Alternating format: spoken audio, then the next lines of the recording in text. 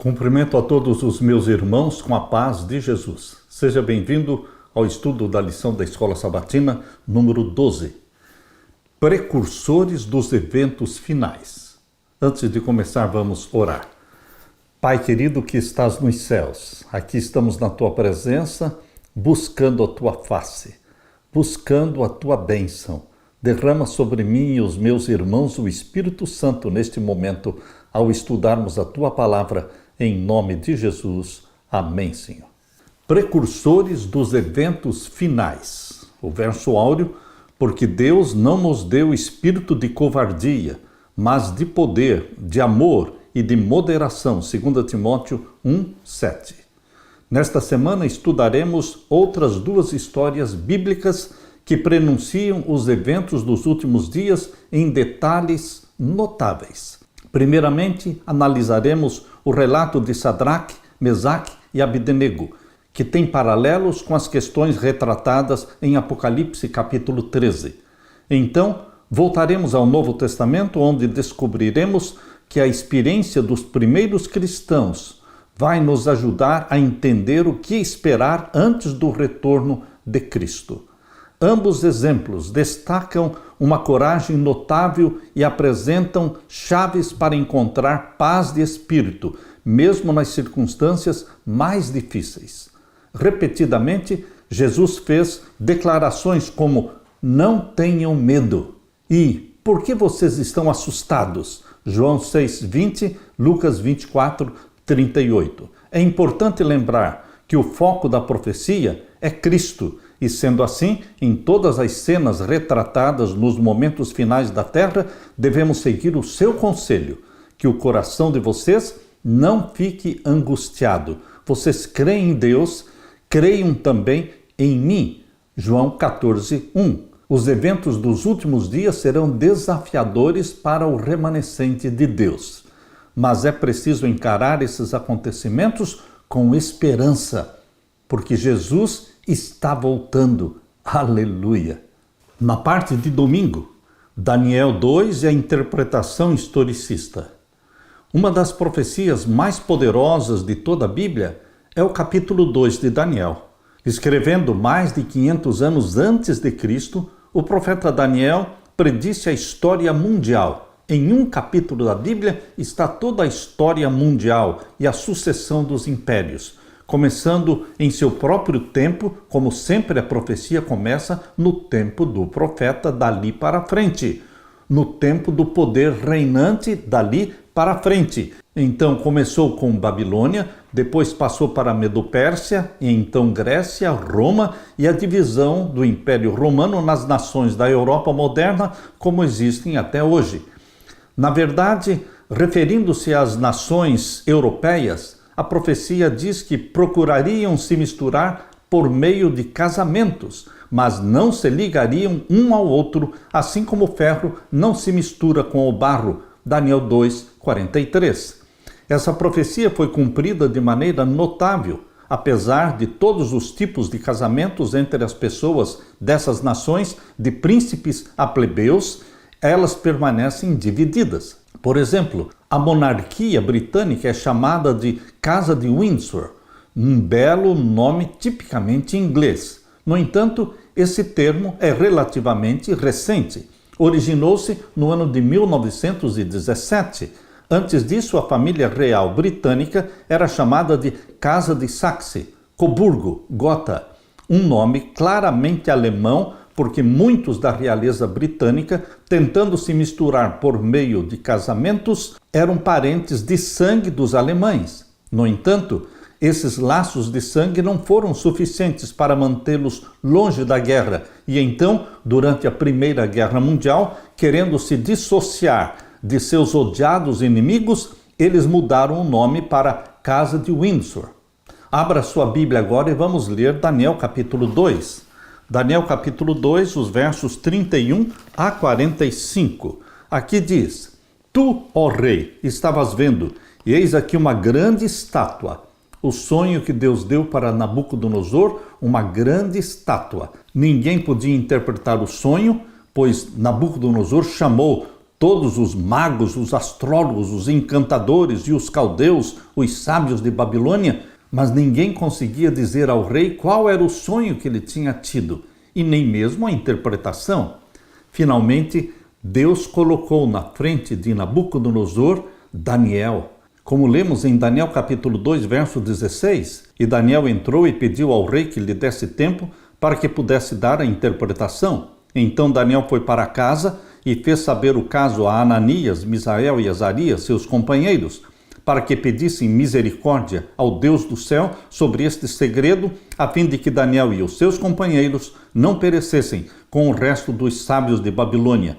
Então foi revelado o segredo a Daniel, numa visão de noite. Então Daniel louvou o Deus do céu. Deus revelou para Daniel qual tinha sido o sonho de Nabucodonosor.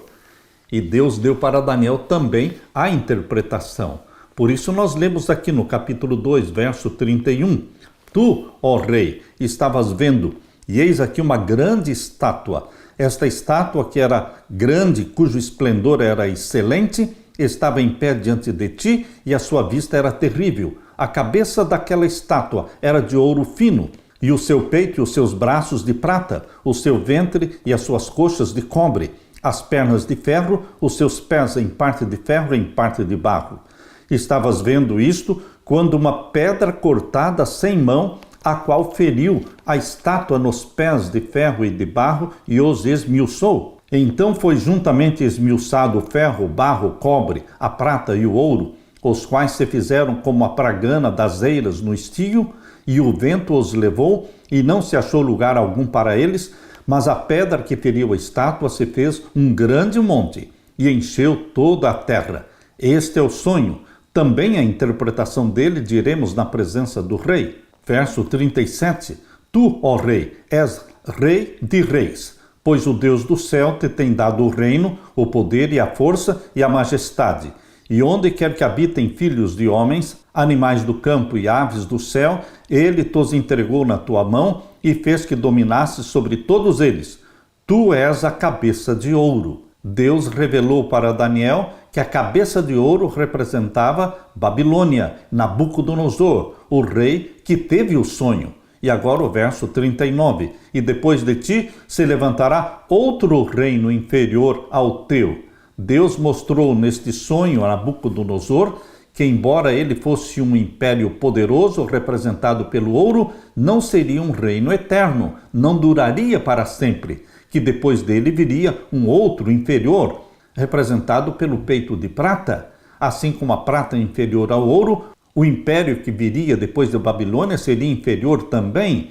A Medo-Pérsia está aqui representada na profecia por este segundo império que viria depois de Babilônia, no verso 39, e depois de ti se levantará outro reino inferior ao teu, neste caso, Medo-Pérsia, e um terceiro reino de metal, representado pelo ventre e pelas coxas de cobre. Queridos, aqui está a representação da Grécia. Babilônia, Medo-Pérsia, então veio a Grécia, o terceiro reino de metal, o qual terá domínio sobre toda a terra. Verso 40. E o quarto reino será forte como o ferro. Aqui está o império que veio depois da Grécia, o Império Romano, simbolizado aqui pelo ferro.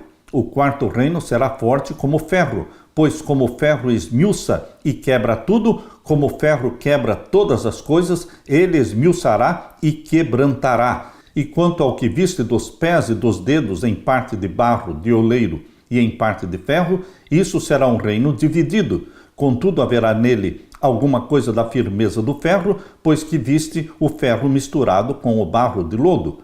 E como os dedos dos pés eram em parte de ferro e em parte de barro, assim por uma parte o reino será forte e por outra será frágil. Aqui está falando do quarto império, o Império Romano. Verso 43. Quanto ao que viste do ferro misturado com o barro de lodo, misturar-se-ão com semente humana, mas não se ligarão um ao outro, assim como o ferro não se mistura com o barro. Mas nos dias destes reis, o Deus do céu levantará um reino que não será jamais destruído, e este reino não passará a outro povo, esmiuçará e consumirá todos estes reinos e será estabelecido para sempre. Deus mostrou que o quarto império se dividiria nos 10 dedos representados ali na estátua. Queridos, o Império Romano em 476 d.C. deixou de existir e surgiram as 10 nações da Europa. Os francos, que hoje é a França, se independeram no ano 351 d.C. Os alemães também, que são os alemães, se independeram em 351. Em 406 foram os burgúndios, que hoje é a Suíça. E então no ano 406 os suevos, que hoje é Portugal. E em 406 ainda os vândalos da África. Em 408 os visigodos, que são a Espanha. Em 449 os saxões, que é a Inglaterra. Em 453 os lombardos, que é a Itália. 453 também os ostrogodos, parte da Itália, e 476 os érulos, parte também da Itália. Destes 10 reinos, dessas 10 tribos que surgiram do Império Romano, 3 delas foram destruídas: os vândalos, os érulos e os ostrogodos. Não mais existem, permaneceram 7. Porém, queridos, a profecia mostra que, quando a pedra desceu do céu, atingiu os pés da estátua, não com 7 dedos, e sim com 10 dedos. Por isso, meu querido irmão, esta profecia de Daniel 2, a estátua de Nabucodonosor e o último império, chamado Império Romano com 10 dedos, mostra que o mundo, por ocasião da segunda vinda de Jesus Cristo, estará dividido em 10 reinos, 10 supernações, exatamente como está em Apocalipse capítulo 17 e o verso 12. Ali fala dos 10 reinos modernos e aqui também está falando de 10 reinos com dupla aplicação. Aplicando para o passado, os 10 dedos da estátua representam as 10 nações que surgiram do Império Romano até o ano de 476 depois de Cristo. Mas, queridos, os dedos da estátua não têm uma relação somente com os pés e com a perna de ferro. Os dedos da estátua também são tocados pela pedra. Sendo que os dedos da estátua são tocados pela pedra que vai cair do céu, representando a segunda vinda de Jesus, então, forçosamente, existe uma aplicação futura para os 10 dedos da estátua. E exatamente, Daniel e Apocalipse devem ser entendidos como falando dos mesmos assuntos. Por isso, Apocalipse capítulo 17, verso 12, fala dos 10 reinos modernos. Abra sua Bíblia em Apocalipse capítulo 17. Ali fala que a besta tinha 7 cabeças e 10 chifres. As 7 cabeças são 7 reis e também são 7 montes. 7 montes de Roma, 7 reis de Roma. E os 10 chifres? Os 10 chifres são 10 nações, são 10 reinos que vão surgir agora no tempo do fim. Será um período chamado de Nova Ordem Mundial, formado por 10 supernações. Apocalipse 17, verso 12. E os 10 chifres que viste são 10 reis que ainda não receberam o reino, mas receberão poder como reis por uma hora, juntamente com a besta. Estes têm o mesmo intento, entregarão o seu poder e autoridade à besta. Aqui fala que os 10 reis modernos, liderando as 10 supernações, eles todos se submeterão ao poder papal. Queridos, isto está claramente revelado em Apocalipse capítulo 17 e também está claramente revelado no capítulo 13. O capítulo 13, verso 8 diz: adoraram-na todos os que habitam sobre a terra. Ou seja, esse todos os que habitam sobre a terra é uma referência aos 10 reinos modernos envolvendo o mundo inteiro. Todos os 10 líderes mundiais adoraram o poder papal e adoraram-na todos os que habitam sobre a terra, esses cujos nomes não estão inscritos no livro da vida do Cordeiro, que foi morto desde a fundação do mundo. Existe uma plena harmonia entre Daniel capítulo 2, verso 44, com Apocalipse 13, verso 8, e Apocalipse 17, e o verso 12 e o verso 13. A Bíblia se completa. Apocalipse e Daniel devem ser estudados como sendo um só livro, porque estão falando dos mesmos assuntos. Esta profecia de Daniel capítulo 2, ela é repetida com mais detalhes no capítulo 7, onde os 4 reinos são representados pelos 4 animais. O leão representando Babilônia, o urso representando a Medopérsia, e então o leopardo representando a Grécia, e o animal terrível com 10 chifres, com dentes de ferro. Este animal terrível, o 4º animal de Daniel capítulo 7, representa o Império Romano. E os 10 chifres representam as 10 nações que surgiram do Império Romano.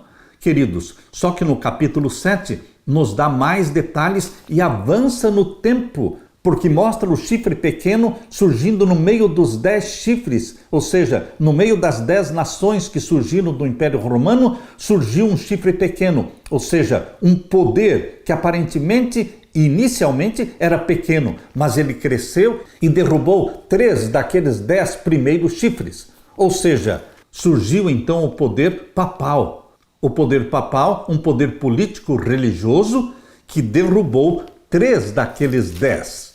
Tribos que não se submeteram ao papado: Érulos, Vândalos e Ostrogodos. Os Érulos foram destruídos em 493, os Vândalos foram destruídos em 534 e os Ostrogodos em 538, ficando somente 7 daquelas 10 nações. Porém, queridos, Daniel capítulo 2 mostra que quando a pedra descer do céu, e isto é a segunda vinda de Jesus, a pedra atingirá e destruirá os 10 dedos da estátua. Então existirão sim 10 reinos na terra, 10 supernações na segunda vinda de Jesus Cristo. E esta profecia está sendo fortalecida pela revelação de Apocalipse capítulo 17, verso 12 e 13, onde mostra os 10 reinos modernos. Nós estamos vivendo neste período em que as 10 supernações estão sendo formadas. A supernação número 1 é formada pelos Estados Unidos, da América do Norte, o México e o Canadá. A nação número 2 é a Europa Ocidental, a União Europeia.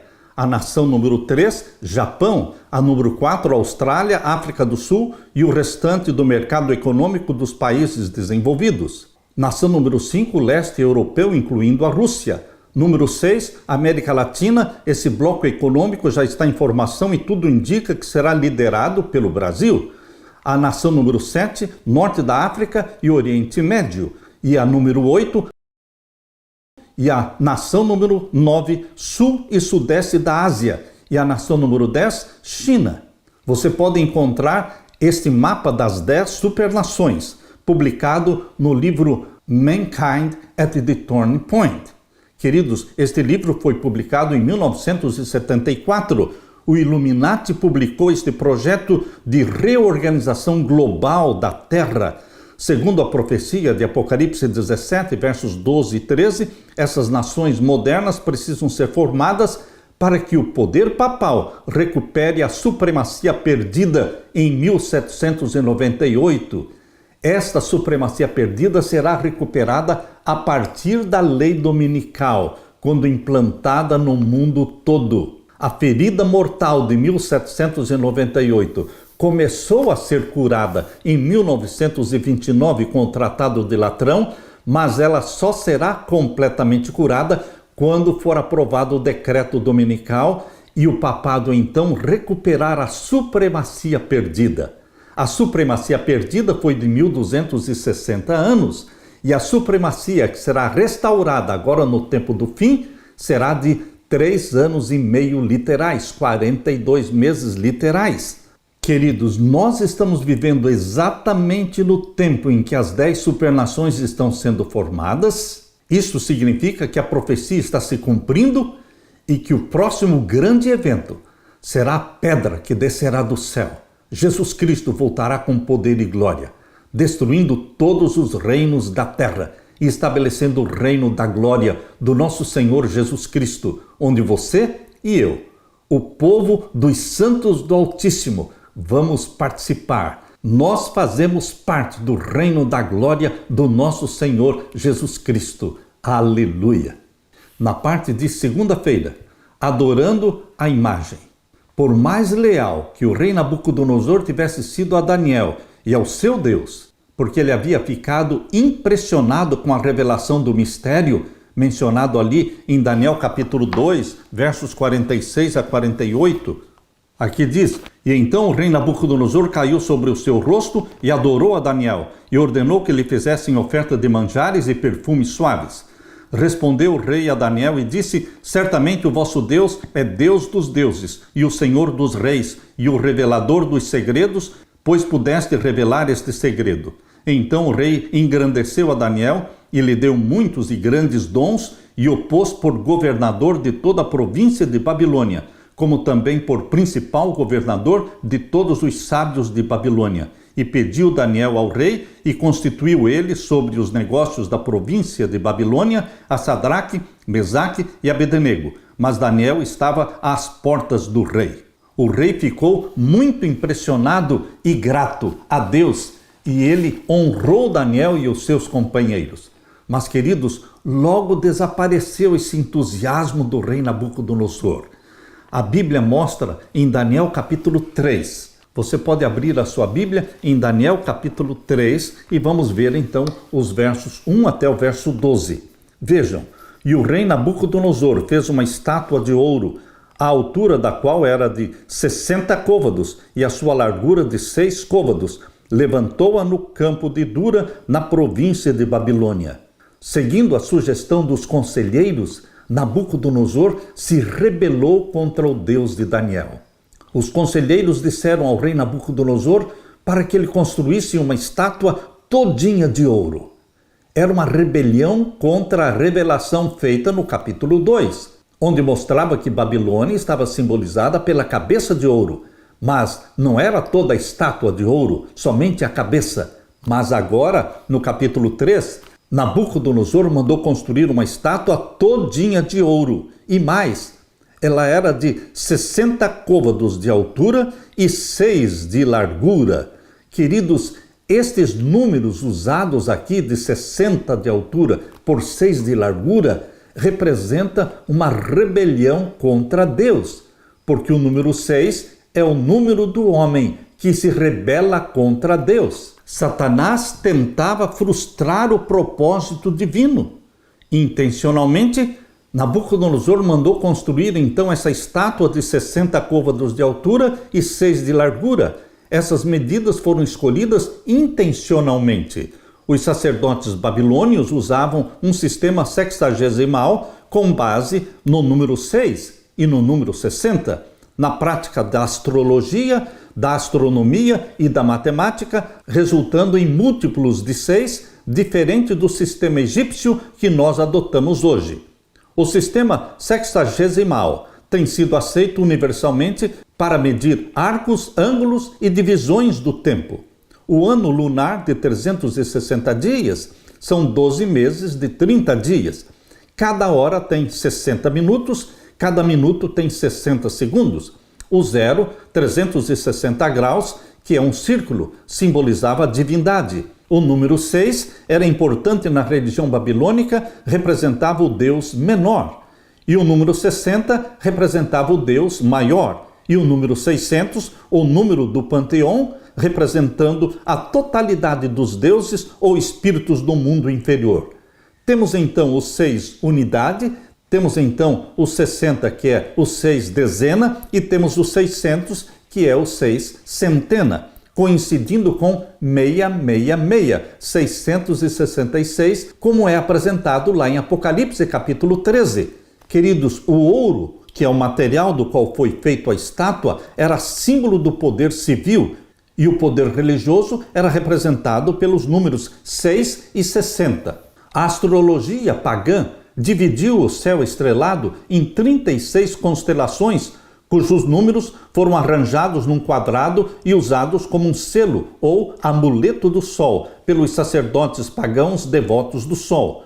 O nome dos amuletos era Sigila Solis, ou selo do sol. Esses amuletos continham todos os números, de 1 a 36, e eram feitos usualmente de ouro, visto ser o amarelo a cor do sol. Queridos, Os amuletos do Deus Sol usados pelos sacerdotes pagãos tinham os números de 1 a 36 arranjados de tal modo que qualquer coluna horizontal ou vertical somada e também as duas diagonais que se cruzam no quadrado dão o número 111. A soma das 6 colunas, computadas horizontal ou verticalmente, é de 6 vezes 111, ou 666. Com efeito, se contarmos os números de 1 a 36, somando um após o outro, teremos o total de 666. Nessas fotografias, tiradas em 1910, aparecem os amuletos do Sol, Sigilla Solis, ou selo do Sol. Esses amuletos estão no Museu Britânico. De um lado do primeiro desenho, pode-se ver o Deus Sol em pé sobre um leão. Queridos, aqui em Daniel capítulo 3, nós temos uma conexão direta com Apocalipse capítulo 13, porque lá está o número 666. Apocalipse 13, versos 15 a 18. Precisamos estudar Daniel e Apocalipse como sendo um só livro, porque eles estão falando do mesmo assunto. Portanto, aqui em Daniel capítulo 3, verso 2 diz: E o rei Nabucodonosor mandou ajuntar os sátrapas, os prefeitos e presidentes, os juízes, os tesoureiros, os conselheiros, os oficiais e todos os governadores das províncias, para que viessem à consagração da estátua que o rei Nabucodonosor tinha levantado. Então se ajuntaram os sátrapas, os prefeitos e presidentes, os juízes, os tesoureiros, os conselheiros, os oficiais e todos os governadores das províncias para a consagração da estátua que o rei Nabucodonosor tinha levantado e estavam em pé diante da imagem que Nabucodonosor tinha levantado. E o arauto apregoava em alta voz: ordena-se a vós, ó povos, nações e gente de todas as línguas, quando ouvirdes o som da buzina, do pífaro, da harpa, da sambuca, do saltério, da gaita de foles e de toda sorte de música, vos prostrareis e adorareis a imagem de ouro que o rei Nabucodonosor tem levantado. E qualquer que se não prostrar e não a adorar, será na mesma hora lançado dentro do forno de fogo ardente. Aqui estava um decreto de morte contra aqueles que não adorassem a estátua de ouro. Por isso esta profecia tem uma aplicação para o tempo do fim. Porque em Apocalipse 13, uma imagem será levantada, a imagem da besta. Aqui em Apocalipse 13 diz que a imagem da besta, representada pela besta que subiu da terra, representando os Estados Unidos da América do Norte. Estados Unidos se unem com o Vaticano. O maior poder religioso do mundo, o Vaticano, e o maior poder político e militar do mundo, os Estados Unidos. Eles se unem para o domínio durante o período da nova ordem mundial. Esta imagem mencionada aqui em Apocalipse 13, verso 11, que fala da besta que subiu da terra, que parecia cordeiro, mas não era cordeiro, porque falava como dragão. Leia comigo Apocalipse 13, 11. E vi subir da terra outra besta, e tinha 2 chifres semelhantes aos de um cordeiro, mas não era um cordeiro. Falava como dragão. Aqui diz que este poder, que representa os Estados Unidos, verso 12, exerce todo o poder da primeira besta na sua presença. O mesmo poder absoluto que o papado tinha na Idade Média, este poder será exercido agora pelos Estados Unidos no tempo do fim. O mesmo poder exercido pela primeira besta. Aqui diz: e faz que a terra e os que nela habitam adorem a primeira besta. Os Estados Unidos usarão sua força, seu poder e influência para fazer com que todas as nações da terra se curvem e se prostrem e obedeçam e se submetam ao poder papal. Aqui Deus revelou claramente como isso vai acontecer. Capítulo 13, verso 12 de Apocalipse. Exerce todo o poder da primeira besta na sua presença e faz que a terra e os que nela habitam adorem a primeira besta, cuja chaga mortal foi curada. A chaga mortal foi de 1798, quando o Papa Pio VI foi preso. Ela começou a ser curada em 1929, mas ainda não foi totalmente curada. Quando sair a lei dominical, estará totalmente curada. E a lei dominical vai ser imposta pelos Estados Unidos da América do Norte. É esta a imagem da besta que vai impor a lei dominical e vai forçar o mundo todo para que adore ao papado. Capítulo 13, verso 15. E foi-lhe concedido que desse espírito à imagem da besta, aos Estados Unidos, para que também a imagem da besta falasse com poder, como está falando hoje, e fizesse que fossem mortos, um decreto de morte, e fizesse que fossem mortos todos os que não adorassem a imagem da besta. Haverá um decreto, primeiramente, um decreto dominical, e depois seguido por um decreto de morte. Assim como foi naquele tempo de Daniel, capítulo 3, quando Nabucodonosor construiu a estátua todinha de ouro e exigiu que todos a adorassem e ameaçou de morte aqueles que não adorassem a estátua, assim também agora, aqueles que não receberem o sinal da besta, que é a santificação do domingo, no lugar do sábado bíblico. Perceba, meu querido irmão, o sinal da besta não é um chip colocado na sua mão. O sinal da besta é um dia colocado como dia santo, no lugar do santo dia do Senhor. Na Bíblia, em Ezequiel capítulo 20, verso 12, diz que o sinal de Deus é o sábado. Ezequiel 20, verso 12. E agora o papado coloca um dia para ser observado como dia santo no lugar do sábado de Deus.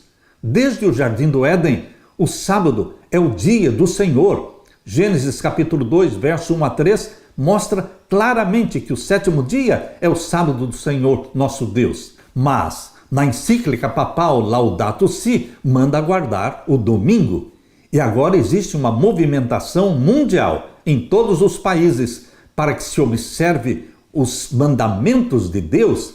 Porém, esta ênfase na observância, na obediência aos mandamentos de Deus, ela é muito sutil, porque eles não vão guardar o sétimo dia da semana. A ênfase é na guarda do domingo, que se torna o sinal da besta, um sinal colocado no lugar do sinal de Deus. Meu querido irmão, você que ama Jesus Cristo, você que guarda os mandamentos de Jesus, você será perseguido, mas você será amparado por Deus. Aqui diz no capítulo 13, verso 15, e foi-lhe concedido que desse espírito à imagem da besta, para que também a imagem da besta falasse e fizesse que fossem mortos todos os que não adorassem a imagem da besta.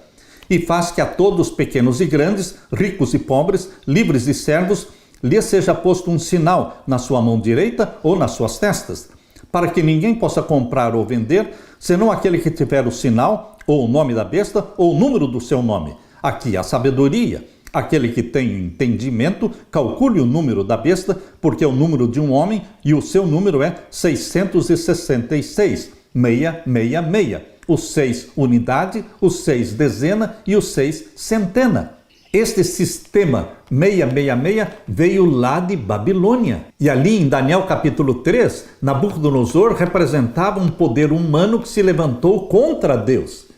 E agora aqui, em Apocalipse 13, mostra um poder humano que se levanta contra Deus e impõe o sinal da besta, exigindo que todas as nações da terra, todos os habitantes da terra, se curvem, se prostrem e adorem o poder papal, cumprindo a profecia de Apocalipse 13, verso 8, e adoraram-na todos os que habitam sobre a terra.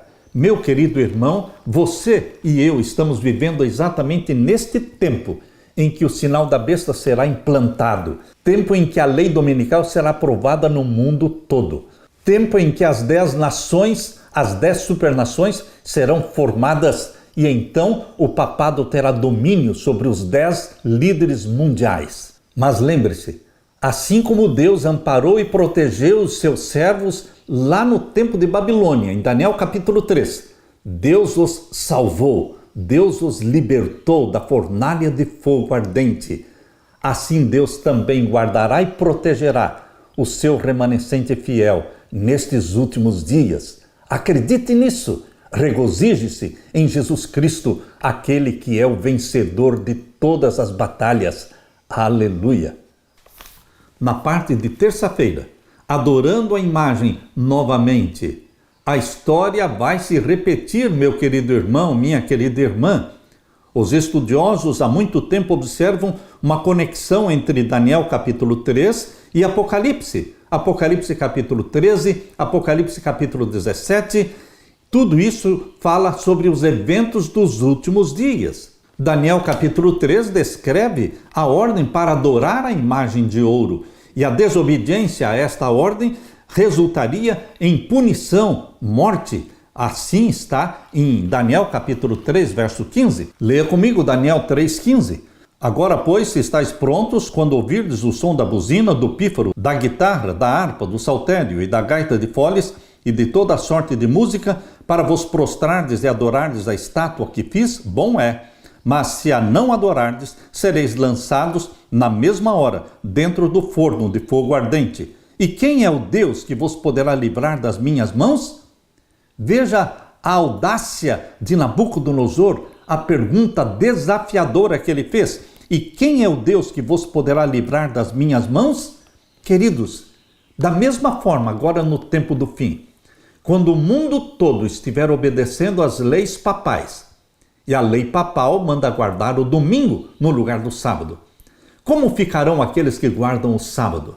Esta mesma pergunta desafiadora estará sendo feita novamente pela imagem da besta e pela besta papal. Esses dois poderes de Apocalipse 13, eles desafiam Deus. Por isso, o número que os representa é 666, porque desafiam a Deus. E a pergunta que Nabucodonosor fez é a mesma pergunta que estes poderes farão agora no tempo do fim. E quem é o Deus que vos poderá livrar das minhas mãos? O nosso Deus é o mesmo Deus de Sadraque, Mesaque e Abednego, o Criador dos céus e da terra. Jesus Cristo, o Rei dos reis, o Senhor dos senhores, o grande e vitorioso. Ele nos protegerá. Vejam a resposta que os três amigos de Daniel deram. Capítulo 3, verso 16 de Daniel. Responderam Sadraque, Mesaque e Abednego e disseram ao rei Nabucodonosor: não necessitamos de te responder sobre este negócio. Eis que o nosso Deus, a quem nós servimos, é que nos pode livrar. Ele pode nos livrar. Ele nos livrará do forno de fogo ardente e da tua mão, ó rei. E se não, ou seja, se Deus não nos livrar, fique sabendo, ó rei, que não serviremos aos teus deuses, nem adoraremos a estátua de ouro que levantaste. Veja a resposta ousada, veja a resposta firme, com certeza de fé que estes jovens hebreus deram. O Deus a quem nós servimos, ele nos livrará. E se ele não nos livrar, mesmo assim fique sabendo, o rei, que nós não vamos adorar a estátua de ouro que o Senhor levantou. Meu querido irmão, é esta firmeza de fé, é esta fortaleza de fé que você e eu precisamos ter agora no tempo do fim, porque a história vai se repetir. Por isso essa profecia de Daniel capítulo 3 precisa ser conectada com Apocalipse 13, com Apocalipse 17. Queridos, que contraste o Apocalipse apresenta entre os mandamentos de Deus e os mandamentos humanos. Apocalipse 13, versos 15 até o verso 18, mostra o desafio deste poder representado pelo 666. É o poder papal, é o número de um homem. O título mais conhecido e mais usado pelo poder papal é Vicarius Filii Dei. E esse título, Vicarius Filii Dei, se nós somarmos os algarismos romanos deste título, nós vamos obter o número 666. Vicarius Filii Dei significa substituto do Filho de Deus. Queridos, aquele que se proclama Deus na terra é um poder não de Deus, mas é um poder que está contra Deus, querendo parecer Deus, se assentando no trono como se fosse Deus, exigindo adoração como se fosse Deus, tentando mudar a lei de Deus, estabelecendo o domingo no lugar do sábado, reivindicando a autoridade de perdoar pecados. Queridos, assim como Jesus Cristo teve um ministério de 3 anos e meio na terra, agora o anticristo, representado pelo número 666, também terá uma supremacia, um domínio mundial de 3 anos e meio. aqui apresentados em Apocalipse 13, verso 5, como 42 meses. Os 42 meses podem ser aplicados para o passado, para a supremacia papal da Idade Média, mas os 42 meses têm também uma aplicação direta ao tempo do fim, para a última supremacia papal, de 3 anos e meio literais. A história vai se repetir, meu querido irmão. E a terceira mensagem angélica que Deus está pedindo para você pregar, essa terceira mensagem angélica, abra sua Bíblia em Apocalipse 14 e o verso 9. E seguiu-os o terceiro anjo dizendo com grande voz: se alguém adorar a besta, o poder papal, e a sua imagem, os Estados Unidos da América do Norte, de onde vai sair o decreto dominical, e receber o sinal na sua testa, ou seja, a santificação do domingo, ou na sua mão, eles vão usar algum sistema de controle da população. Queridos, o sinal da besta não é um chip, mas o chip, ou a moeda digital, este sistema será usado para controlar as pessoas. Mas não confundam o chip com o sinal da besta. O sinal da besta é um sinal colocado no lugar do sinal de Deus. O sinal de Deus é um dia da semana, é o Santo Sábado, e o sinal da besta também é um dia da semana, é o primeiro dia da semana. Queridos, aqui diz: se alguém adorar a besta e a sua imagem e receber o sinal na sua testa ou na sua mão, também o tal beberá do vinho da ira de Deus que se deitou, não misturado, no cálice da sua ira, e será atormentado com fogo e enxofre diante dos santos anjos e diante do Cordeiro. Aqui está a advertência de Deus. A história vai se repetir. Houve um decreto de morte no passado, haverá um decreto de morte agora nos nossos dias. Mas o povo de Deus, representado pelo remanescente fiel, aqui de Apocalipse capítulo 14, verso 12, este povo pregará esta mensagem a alto e bom som. No mundo todo, esta mensagem será proclamada por aqueles que são descritos aqui no verso 12. Aqui está a paciência dos santos. Aqui estão os que guardam os mandamentos de Deus e a fé de Jesus. Você faz parte deste remanescente fiel, meu querido irmão, e você será protegido, amparado por Deus, assim como Deus protegeu e amparou a Sadraque, Mesaque e Abednego. Eles foram lançados na fornalha de fogo ardente, mas não foram queimados, não foram mortos. Eles foram retirados vivos da fornalha de fogo ardente e o nome de Deus foi exaltado. Deus é honrado pela fidelidade dos seus fiéis remanescentes dos últimos dias. Você está sendo convidado para fazer parte deste fiel remanescente. Aleluia!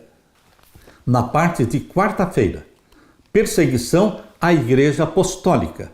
O Antigo e o Novo Testamento apresentam antecedentes dos eventos finais.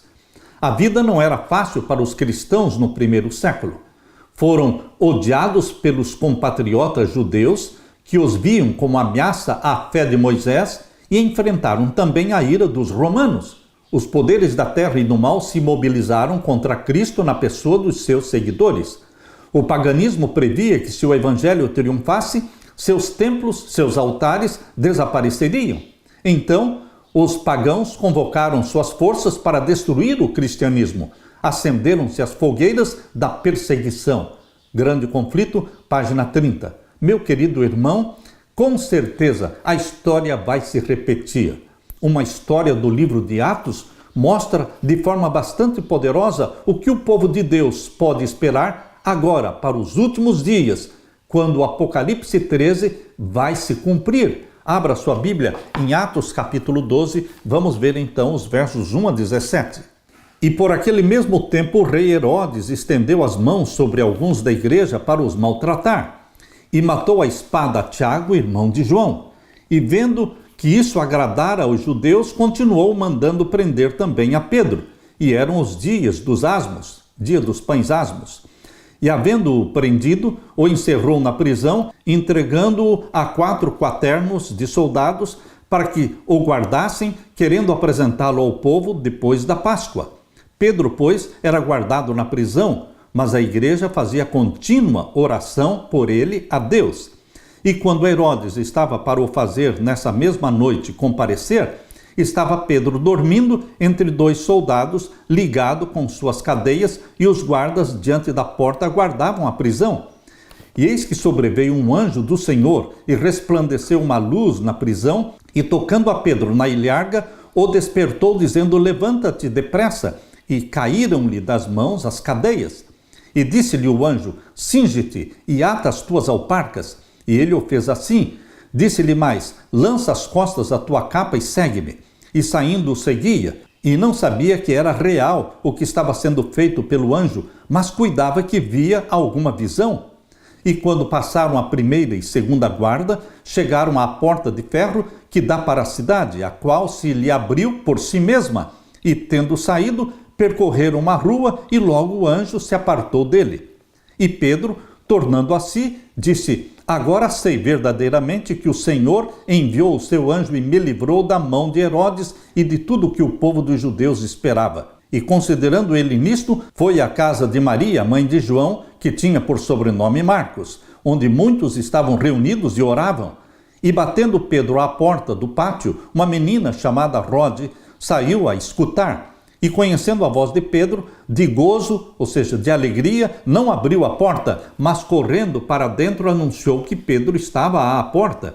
E disseram-lhe: estás fora de ti. Mas ela afirmava que assim era. E diziam: é o seu anjo. Mas Pedro perseverava em bater. Pedro continuava batendo a porta. Quando abriram, viram-no e se espantaram. E acenando-lhes eles com a mão para que se calassem, contou-lhes como o Senhor o tirara da prisão e disse: anunciai isto a Tiago e aos irmãos, e saindo, partiu para outro lugar. Meu querido irmão, o anjo do Senhor livrou Pedro. Tiago foi morto pela espada e Herodes pretendia matar Pedro também, mas Deus preservou a vida de Pedro. Pedro se tornou mártir posteriormente na cidade de Roma, quando ele foi crucificado de cabeça para baixo. Mas neste momento, Pedro foi libertado. Meu querido irmão, a uns Deus liberta, a outros Deus permite que morram como mártires. Isso não depende de mim e de você. Isto está nas mãos de Deus. Nossa vida é de Deus, para ser usada, para morrermos como mártires ou para testemunharmos em vida a favor de Jesus Cristo. Como disse Paulo, para mim o viver é Cristo e o morrer é lucro. Se eu morrer, estou salvo em Jesus Cristo. E se eu continuar vivendo, continuarei vivendo fielmente a Jesus Cristo. Meu querido irmão, a Igreja Apostólica foi perseguida pelos judeus e pelos pagãos. À medida que nos aproximamos do fim dos tempos, isso também acontecerá. A história vai se repetir. Nós não sabemos a quem Deus vai livrar e a quem Deus permitirá que morra como mártir.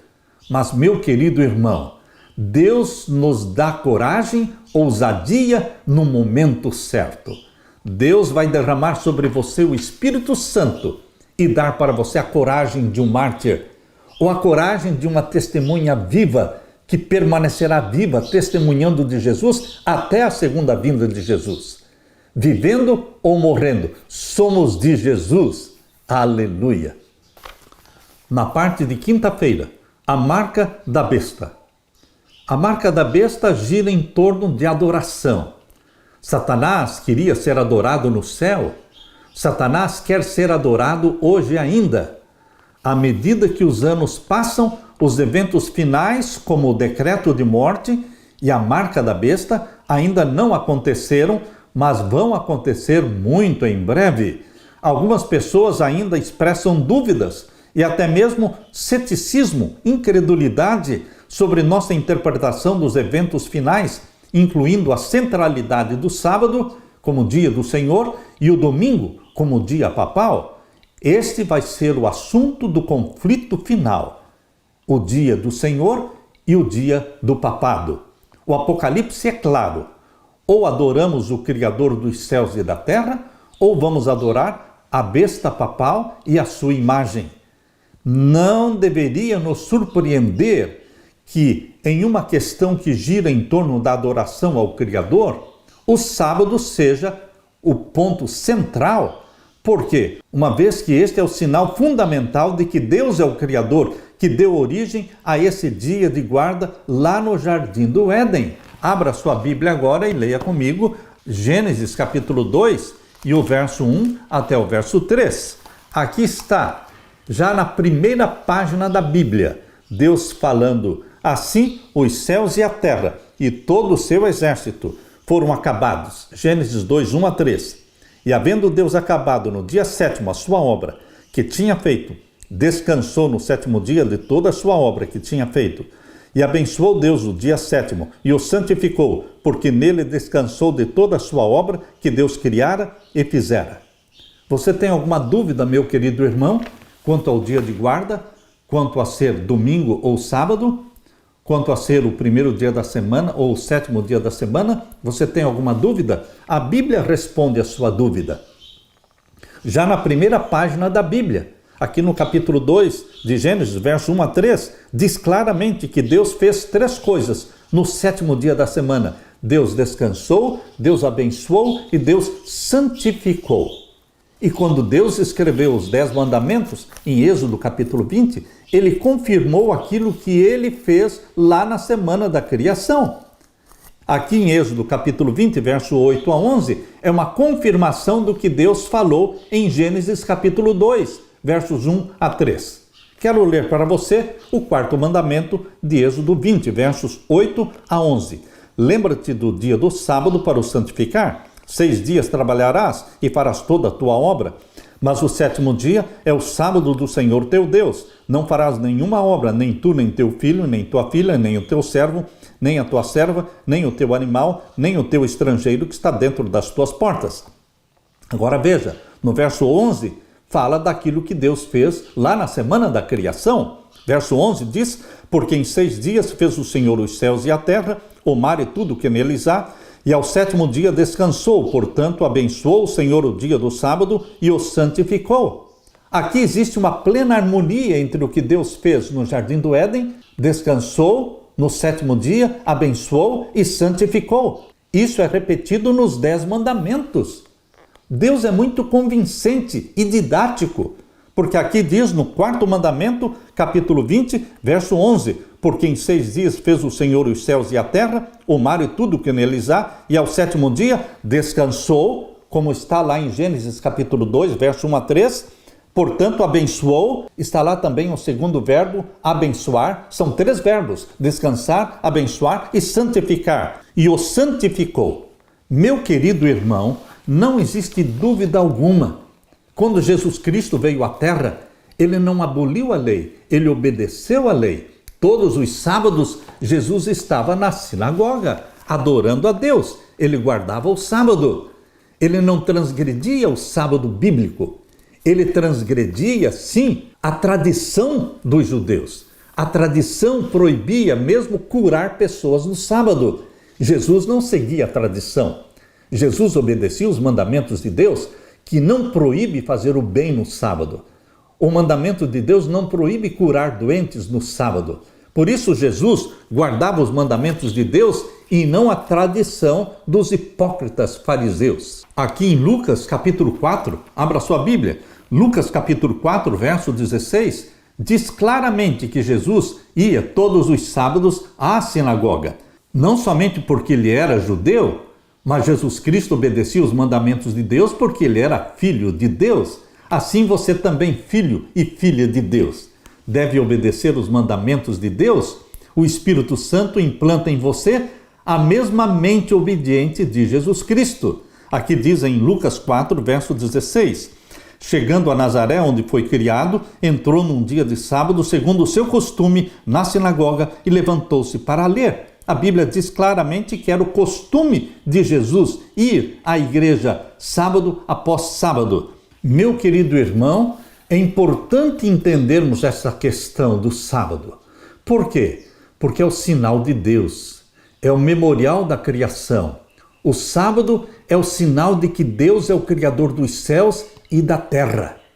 Por isso, a primeira mensagem angélica, quando diz em Apocalipse 14, versos 6 e 7, temei a Deus e dai-lhe glória, porque vinda é a hora do seu juízo, e adorai aquele que fez os céus, o mar, a terra e as fontes das águas. Queridos, quando a primeira mensagem angélica chama a atenção sua para adorar o Criador dos céus e da terra, está dizendo que o sábado deve ser guardado, porque a única forma de você honrar a Deus como Criador dos céus e da terra é você guardando o sábado, que a Bíblia mostra que é o memorial da criação.